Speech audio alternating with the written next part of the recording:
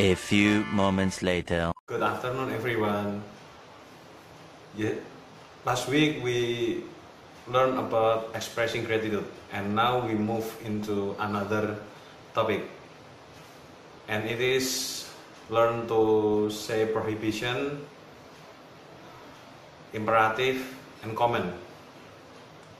There are many rules in our lives, at work, at school, at home, in the public place, on the roads, in the prayer place, and at home. All of places have their rules, extra, which have been established to ensure order and safety. We use modal verb to express obligation and prohibition, or lack of obligation. Modal verb have the following grammatical structure: subject plus modal verb plus basic verb. For example, I must go to bed early tonight. A few moments later. First, prohibition. Prohibition is the act of not allowing something to be used or done. Example of prohibition: the city's prohibition of smoking in restaurant, a prohibition against parking on the street. I give you a few examples that might be on the public place that not allow us to do something like smoking or parking in the few areas. For example,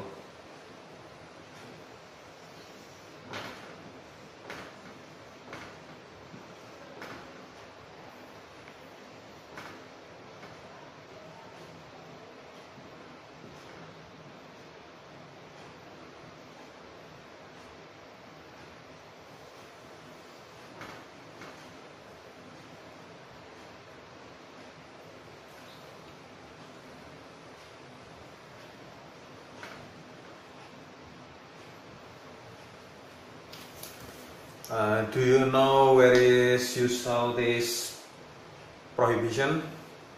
Yes, I give you example. We saw it in the view of public place.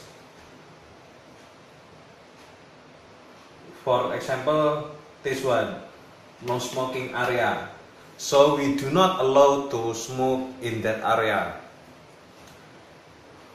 And this one, do not use phone. Do not use phone, for example, if we pray to our God, we do not allow to use phone, and usually we must turn off our phone. And this one is no parking allowed. For this one, example is in the few place, for example, in the public street, we don't allow to parking in the few area that might disturb about people that use that road. A few moments later.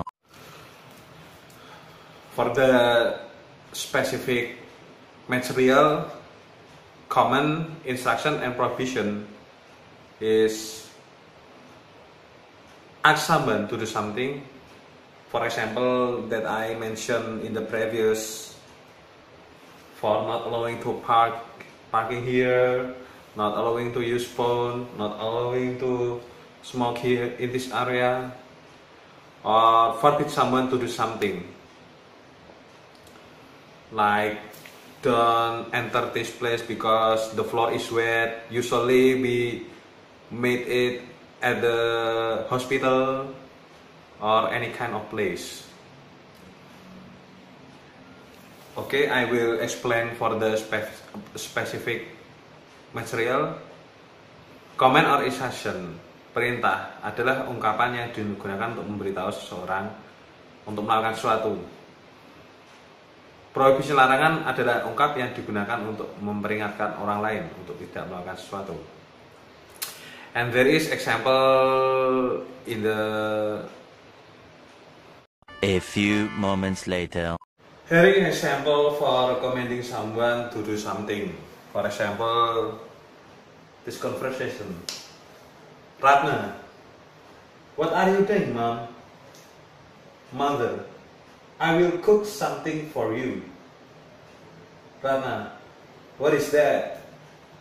Mother, a birthday cake. So Rana responds to his mom, to her mom, that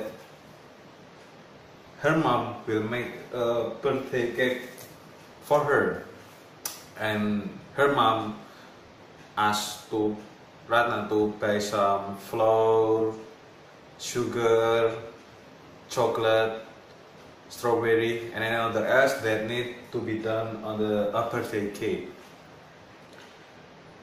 So basically, command is ask someone to do something.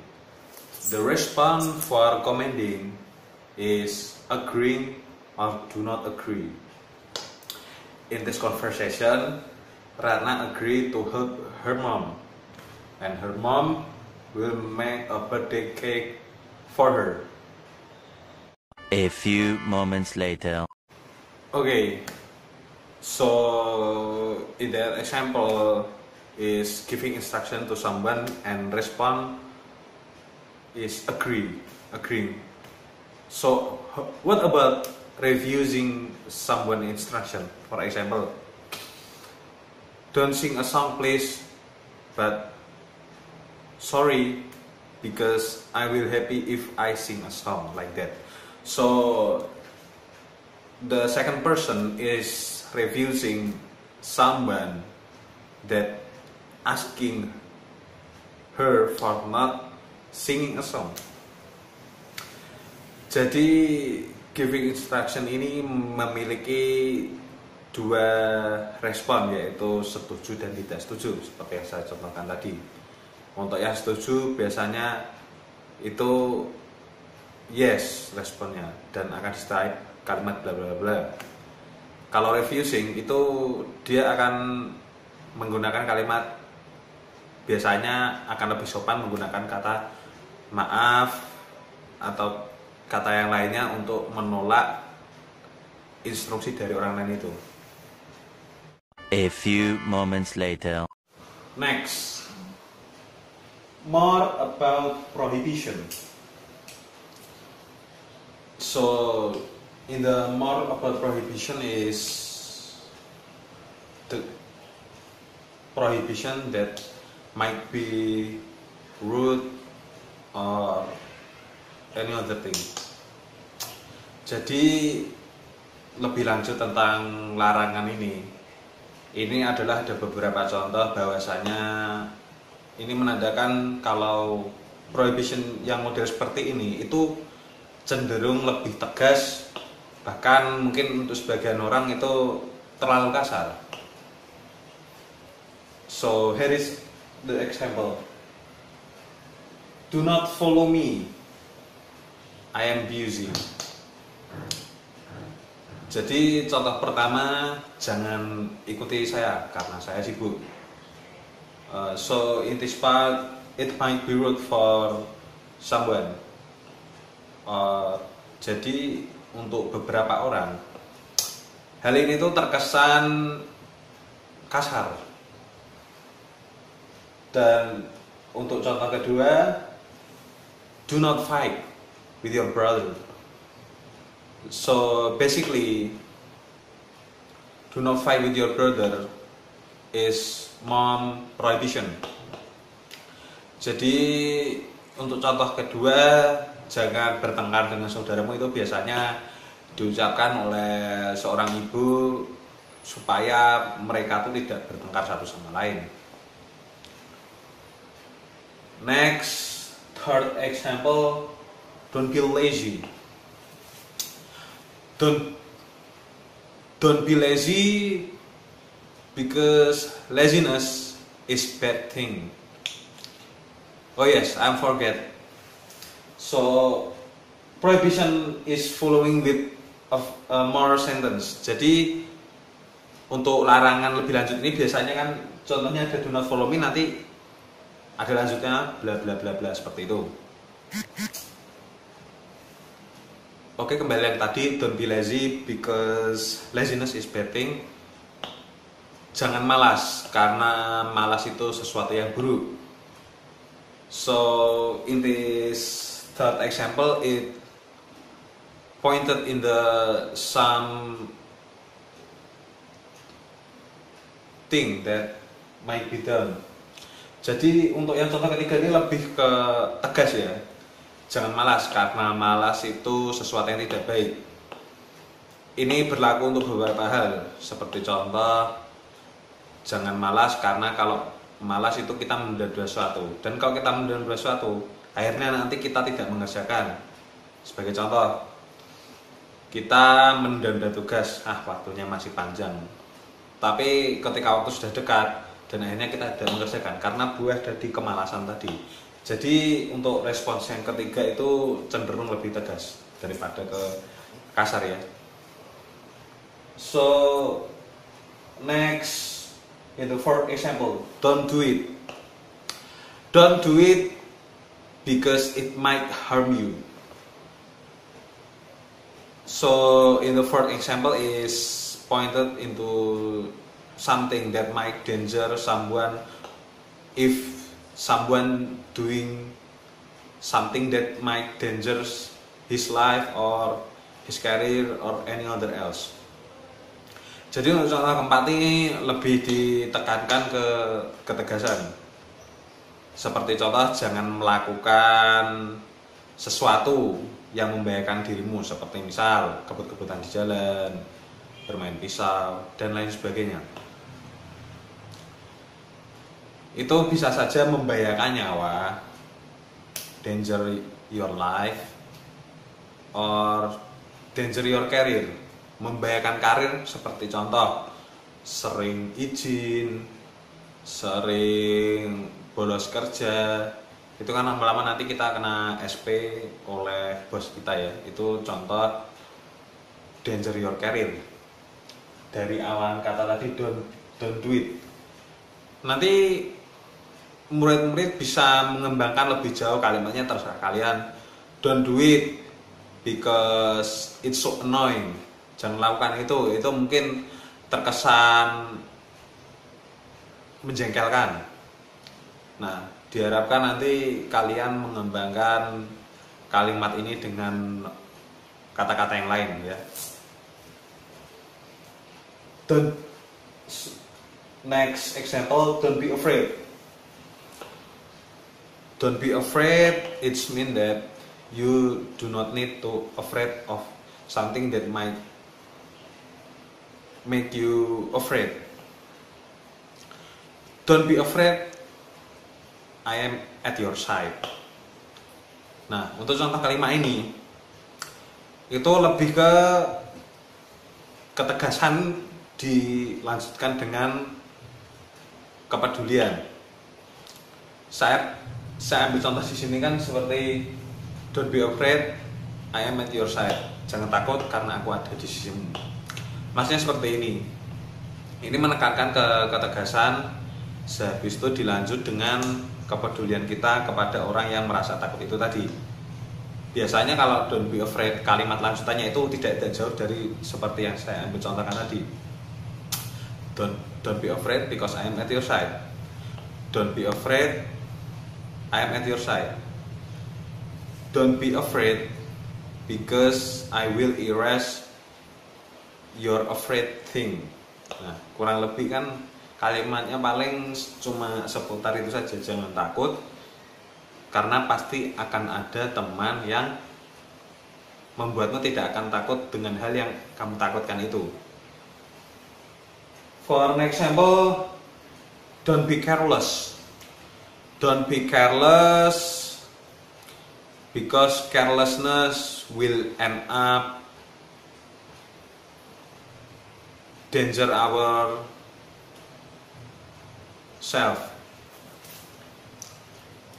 Jadi don't be careless nih hampir-hampir mirip dengan contoh yang tadi don't do it ya, cuma Don't be careless ini lebih menekankan lagi daripada don't do it.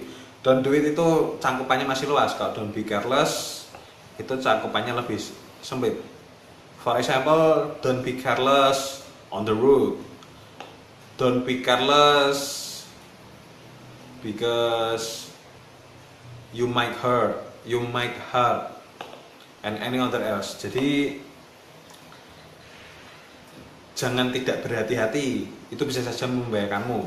Jangan tidak berhati-hati di jalan, atau jangan tidak berhati-hati di suatu tempat yang bisa saja tempat itu membahayakan kamu dan lain sebagainya. Oke, don't be stupid. Don't be stupid. It might be rude, because stupid is a rudeness word. Jadi don't be stupid itu kata-kata yang terlalu kasar ya untuk dijadikan prohibition. Tapi terkadang itu bisa kita gunakan untuk teman dekat kita ya. Kalau untuk orang lain itu kurang bagus, kurang tepat karena bisa saja orang tersinggung. Don't be stupid, let's learn together. Jangan bodoh, mari kita belajar bersama-sama. Itu mungkin kita gunakan ketika orang itu sangat tidak mau belajar, sangat tidak mau menekuni sesuatu. Jadi dia terkesan tidak paham akan sesuatu itu, dan kita sebagai teman mungkin karena kita sudah malas memberitahunya, sudah kayak wah ini orang ini sudah susah dibilangi. Mungkin saya dengan cara kasar akan membawa dampak untuk dia, wah aku dibilang bodoh, aku harus belajar, seperti itu. Akan menimbulkan semangat dari kekasaran itu tadi. Tapi perlu diingat, kalian harus mengenali watak orang tersebut supaya nanti orang tersebut tidak tersinggung. Don't be noisy. Don't be noisy, it means that for this example it might be same for the example in the previous example. Don't be noisy, jangan berisik. Itu biasanya contoh yang digunakan ketika ada seorang bayi atau seorang tua yang mungkin terganggu akan suara-suara berisik. Itu biasanya ditempelkan di beberapa tempat seperti ada mosque, ada grandpa home, ada children's room, and any other else. Jadi kata-kata seperti itu biasanya itu terdapat di masjid. Tidak boleh berisik tentu, karena orang beribadah. Di ruang yang dekat ada orang tuanya tentu, karena orang tua itu tidak suka berisik. Di tempat yang ada bayinya, karena bayi itu rentan rewel kalau ada orang berisik. Oke, for the special example, don't be jealous. Don't be jealous digunakan untuk, biasanya orang akan menggunakan itu untuk ke pasangan mereka atau orang yang disayanginya. Tapi saya di sini menekankan don't be jealous itu tidak hanya seputar di situ, tapi bisa saja for our friend or best friend. For example, don't be jealous my best friend that people is only my friend that I meet at the store. Jadi seperti contoh, jangan cemburu kawanku, sahabatku, dia hanya teman yang aku ketemui di toko, mungkin karena ada keperluan satu. Jadi jangan semata-mata don't be jealous itu untuk contoh kita melarang untuk cemburu hanya untuk pasangan, tidak. Lebih tepatnya lagi untuk sahabat, teman, dan lain-lain. Jangan cemburu karena orang tersebut hanya teman biasa dan lain sebagainya. Okay, for next, don't be sad. Don't be sad, usually we use it on the sad people that might have accident or any other else. Jadi kalimat jangan sedih itu biasanya kita gunakan untuk seseorang yang sedang tertimpa musibah atau sedih karena kehilangan sesuatu dan sebagainya. Ini kalimat larangan tapi lebih ke yang halus ya, dari contoh-contoh yang lain itu kan tegas dan kasar. Kalau ini don't be sad itu kita lebih menekankan ke janganlah bersedih karena apa yang kamu sedihkan tuh akan berlalu. Nah. A few moments later. Okay, so I will explain about the rule of making prohibition sentence.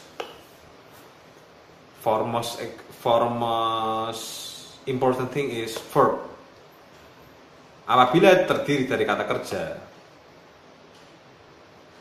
maka diambil dari kata kerja bentuk pertama, baik yang diperintah laki-laki atau perempuan, satu orang atau lebih, dan diakhiri tanda seru. So if we use verb one, neither is for one people or more people. Non-verb, apabila terdiri dari selain kata kerja, maka dengan menambah be sebelumnya, baik yang diperintah laki-laki atau perempuan, satu orang atau lebih, dan diakhiri tanda seru. Jadi kalau prohibition yang non-verb, yang tidak ada verbnya, itu kita menambahkan be sebelumnya. For one people or two people, for man or for girl. For example, be careful, seperti yang saya contohkan tadi. Untuk memperhalus komen, yaitu dengan menambah please, artinya silahkan, sesudahnya yang didahului dengan koma dan diakhiri dengan titik, atau bisa diletakkan di awal kalimat dengan tanpa koma sesudahnya. Untuk memperhalus komen, itu kita menggunakan kata please. Sebelumnya tadi saya memberi contoh itu more about prohibition yang lebih ke kasar atau lebih ke tegas. Itu biasanya jarang menggunakan please. Tapi untuk memperhalus ya, itu biasanya kita menggunakan please. Please, seperti itu tadi, ibaratnya saya kan, do not follow me because you are so annoying, or because I am busy. So we can add please in the first sentence. For example, please do not follow me because I am busy. Tolong jangan ikuti aku karena aku sangat sibuk. A few moments later. Okay, here is sample for using verb and using non-verb. Get optional prayer. Karena di sini ada kata prayer, maka itu kata kerja. Di non-verb itu diligent, kata sifat. Jadi biasanya ditambahi kata be di depan yang non-verb. Make a note this story. Ada kata kerja, buatlah. Be polite. Please show him your picture. Non-verb, please be a good teacher. Penjelasan spesifiknya, orang yang diperintahkan bisa diletakkan di awal atau di akhir kalimat. Seperti like example, sweet on the like, please, Tono, itu contoh orang yang diletakkan di akhir kalimat. Agus, mop the floor please, contoh orang yang diletakkan di awal kalimat. A few moments later. Okay, for pronounce you, we don't use it, but we use it for a kind of rule that I mentioned in the previous example. Jadi penggunaan pronouns you itu jarang digunakan pada kalimat prohibition kecuali itu untuk sesuatu yang kasar. Seperti yang saya tadi, please don't be stupid. Nah, itu kan bisa menggunakan pronouns you itu karena kasar. Nah, untuk membuat penekanan, maka dengan cara menambah do sebelumnya. Do open your book, do show him your picture, do be serious. Comment, also known as imperative, is split into three. Comment juga dikenal dengan imperatif dan dibagi menjadi tiga. The second person imperative, comment, prohibition, request. Nah, kata ganti orang kedua seperti contoh comment, prohibition, request yang that I give example before. Second, the first person imperative, suggestion, let's. Nah, kata ganti orang pertama itu biasanya suggestion, let's go, bla bla bla. And for the last, the third imperative, let him, it, them, request for third person untuk kata ganti orang ketiga. A few moments later. Okay, I think it's enough for both of us. You can grow your knowledge about prohibition,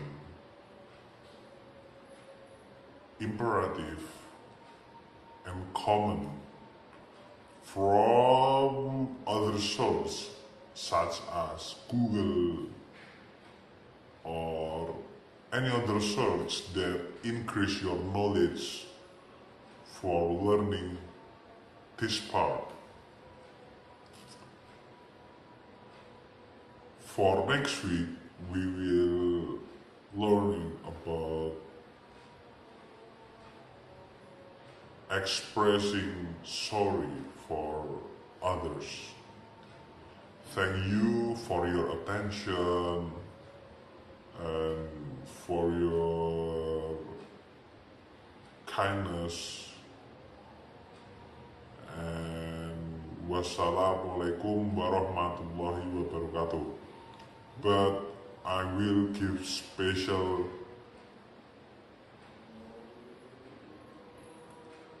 quotes for this part.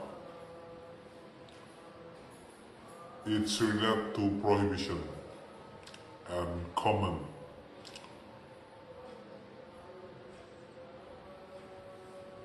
Choose, do you want to fight or do you want to give up? Choose your own fate. Is being a hero is someone else's duty? No, it could be yours. Jadi intinya, akankah Anda menjadi seorang yang gagal atau yang berhasil? Itu tergantung diri Anda sendiri. Apakah mengubah orang lain itu tugas orang lain? Tidak, itu tugas Anda sendiri. Sekian dari saya, sampai jumpa. A few moments later.